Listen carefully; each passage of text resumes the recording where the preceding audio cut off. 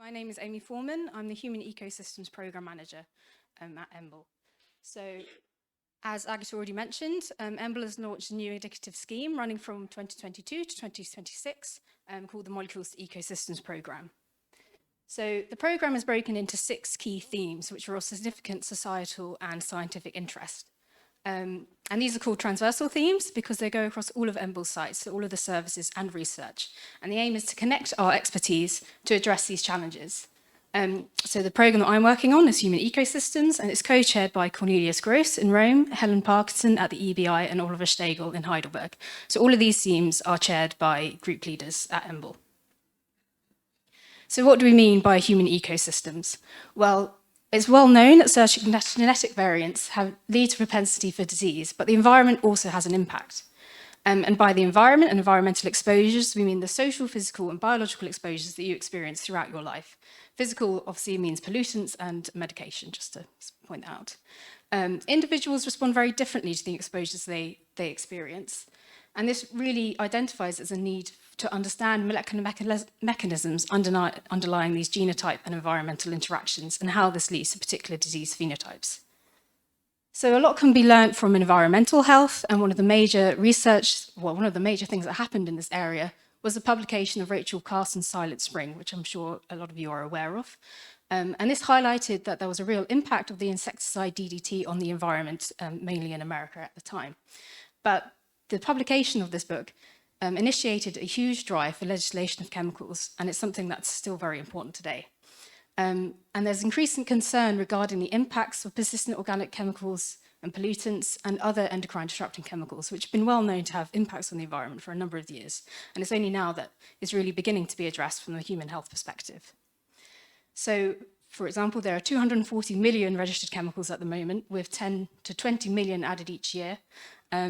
And it's not possible to identify the toxicity of every chemical individually. So kind of chemicals are grouped based on their structure, and then they're tested to say this structure has this biological impact. But really, a lot of these chemicals are metabolized, and we don't know what the metabolites do. So this is a huge area of concern. From another perspective, and from the human health perspective, one of the first cohorts that was produced was this Dutch famine cohort. And this is a longitudinal data set of 2,414 registered births between 1943 and 1947 at a hospital in Holland. And these individuals have been followed up subsequently to see what the effects of undernutrition was during their gestation period when their parents were going through the Dutch famine.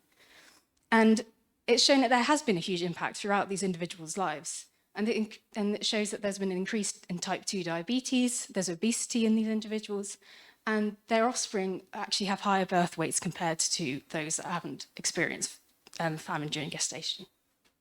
But it's not really sure why. We don't know why. So there's obviously a huge amount of emerging evidence on non-communicable diseases as well.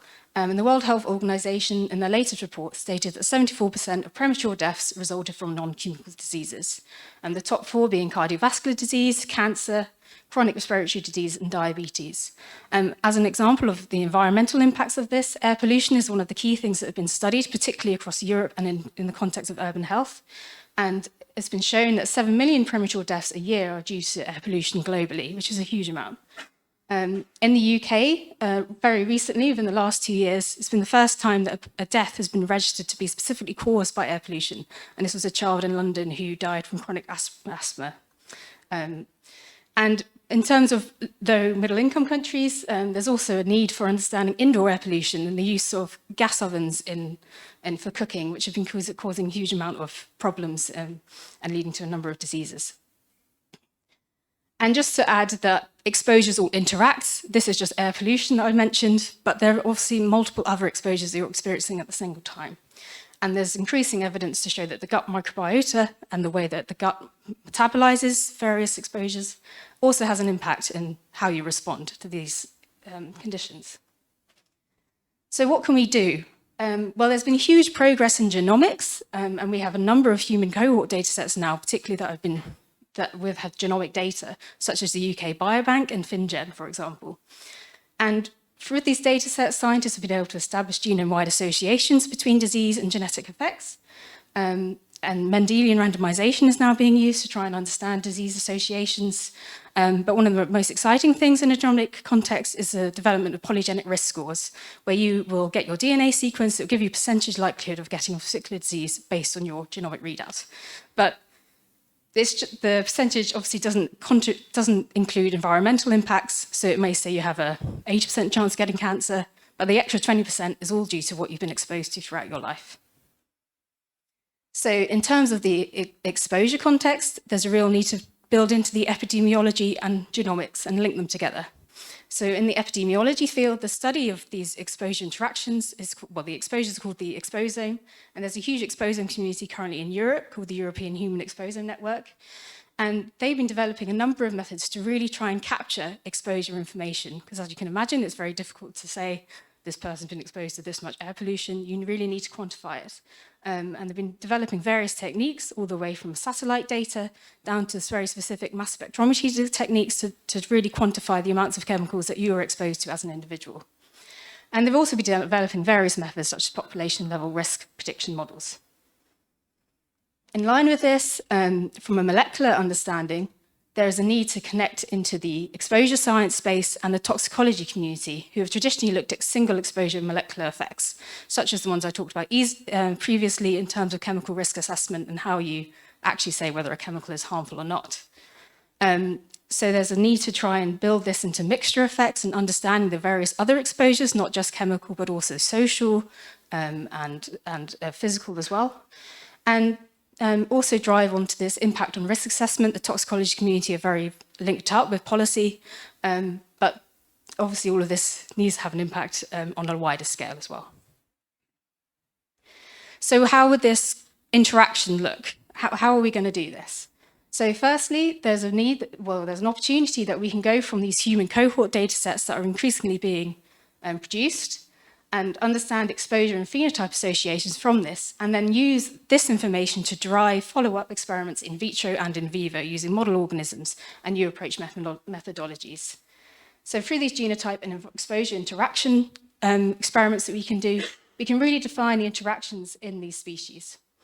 But then there is a need to compile all this information together, and this is where in silico modeling and computational techniques will come into play. So by using model organisms, we'll then need to read across evolutionary to see how conserved these pathways are, and compile all this information together, because obviously multiple exposures need to be analysed computationally because it's so complex, and start developing better risk prevention models that can be used at the individual scale, such as in precision medicine, all the way up into the population scale for population health. And as I mentioned, this has impacts for population health, precision medicine, but also One Health, obviously, very importantly, that the need to protect the environment and also human health collectively. So EMBL, the Human Ecosystems Transversal theme, is currently made up of 28 members. So these are all group leaders and team leaders at the EBI. The membership is growing all the time as the program develops and moves in various different directions. The more we're engaging with the external community, the more we're finding that there are different areas that we need to move into.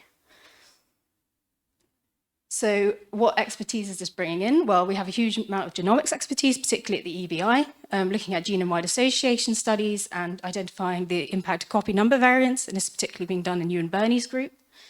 We have expertise in genome instability in cancer, which is Isidro Cortes-Siriano is looking at this, and various ways of identifying early detection methods for cancer. And then we have a number of groups working on exposures and model systems research. So going from genotype to phenotype effects, this is predominantly being done by Mike Doherty, who's looking at the effects of temperature on zebrafish. Pesticide exposures, we actually have a pesticide library at EMBL, which has characterized a huge number of pesticides in the environment. Epigenetics, there's a huge number of groups working on epigenetics. Organoid models, which is being primarily driven in EMBL Barcelona. And fundamental neuroscience, which is a real flagship at EMBL Rome. We can then build across into the computational experimental remit through genomic network analysis and gene regulatory networks, which is being done at the EBI, using AI and novel machine learning methods, and also through various other actual technical methods, such as spatial omics by combining single cell and imaging techniques. And not to exclude EBI services, which are hugely important. We have a number of services already existing that relate to human cohort data. And there's an opportunity to expand these to better characterize exposure impacts. So you could be able to search an exposure within the EBI repository, and then it will pull up all of the data sets relating to that exposure. So the current activities in human ecosystems are broken down into a number of key areas. In terms of research, so far we've funded 2 projects relating to G-terms-E. Methods, we're running a collaborative workshop next year on profiling environmental exposures in human cohort datasets. We're also developing services through an ARISE fellowship. And very importantly, we're engaging a lot with externals to develop training opportunities and also work out where the needs are within the community globally. And we've recently joined a Horizon Europe called Cost Action on the Global Human Exposure Network, and that's beginning in January next year, which will really give EMBL a footing into this exposing community, so we can really start to provide more of that mechanistic understanding that's needed. So one of the first projects we funded is looking at intergenerational effects, and this is headed by Anna Boskovic and Jamie Hackett in Rome. And they're asking the question, is epigenetic inheritance a common response to stress in mammals? We know that epigenetic inheritance occurs, but it's not known whether different stresses act via the same pathway to induce germline effects or different pathways. So there's also another question, an extra layer to this, is how is this response, if it occurs, influenced by age and also influenced by underlying genetics? So Jamie and Anna have devised this high throughput experiment where they're exposing male mice to a series of stressors. So these mice, they're having different genetic backgrounds as well. So they're different genetic backgrounds and different ages. So they're going to have a huge amount of data here. Some of the key stressors, the social stress through injecting cortisol, medication from metformin, diet, looking at low protein diet effects, pollutants, specifically microplastics, and looking at the effects on the microbiome through antimicrobial clearance, so that there's absolutely no microbiome within the gut of these male mice. So through doing these individual exposures, they're then going to look at the effects on the physiology of those mice and the various molecular endpoints across the paternal line, looking at the impacts on embryogenesis, both within the live-born embryos and also through embryos produced through IVF to really understand those germline mutations. So they've actually got some preliminary results back from this, which is looking very exciting. They found no significant difference in testes weight or gene expression so far, but they have found an effect of weight in the gut of the cecum, and this is under dietary exposures. But significantly, they have seen an effect of the exposures on the blastocysts produced through IVF. So as you can see, there's been a huge change in gene expression in the microbial clearance male mice and in those that have had a low protein diet. And interestingly, these gene expression patterns do not overlap. So there's different mechanisms here happening. Something is going on. This is very new data, and they're analysing it further at the moment and looking at the next stages in the other exposures to try and really mine and understand what's happening. So the second project that we funded is looking at the environmental exposures and how this leads to cancer. This is a new project, so it's not actually started yet. But it's run by Talia Dayton at EMBL Barcelona and Isidro Cortes Siriani at EMBL-EBI. And they're asking if cancer-associated mutations lead to a change in susceptibility to tumorigenesis.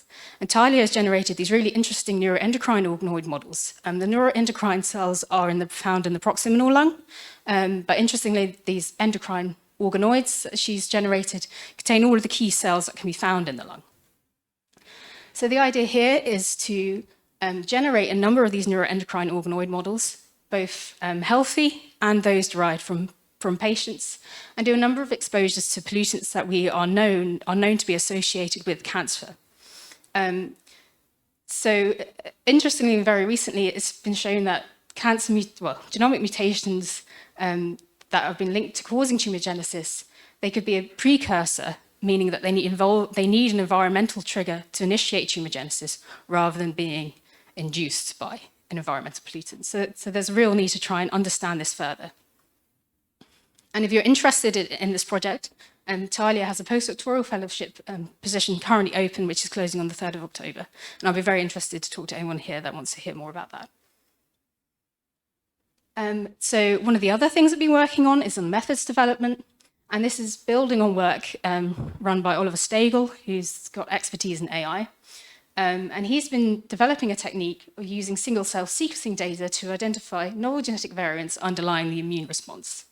And this has huge ramifications, particularly for data that's being held in the biobanks at the moment, because they're starting to employ more single-cell sequencing methods in blood cohort data. So we should soon have population-level data sets on single-cell data in blood.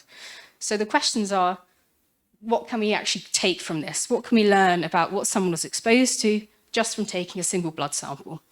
So this workshop will bring in various members of the community, the molecular community, epidemiologists and sociologists, to try and identify what non-targeted methods we could start using and what targeted methods we could start using to try and get a full understanding of the exposures that one person could experience and how that links to their propensity to get specific diseases. As I mentioned, another remit is services and the importance of services. And we have an Arise Fellowship that we're funding over the next 3 years. This position is currently open, and there's a possibility for the fellow to work on 4 projects. So just so you know, Arise Fellowships are very similar to postdoctoral positions, but you'll be working more on developing infrastructure and infrastructure services, which are vitally important for research. So there are 2 projects that are currently running at EBI. The first is the biostudies portal, which is being used a lot in the toxicology community, but there's a need to extend this more to the epidemiology and exposures community.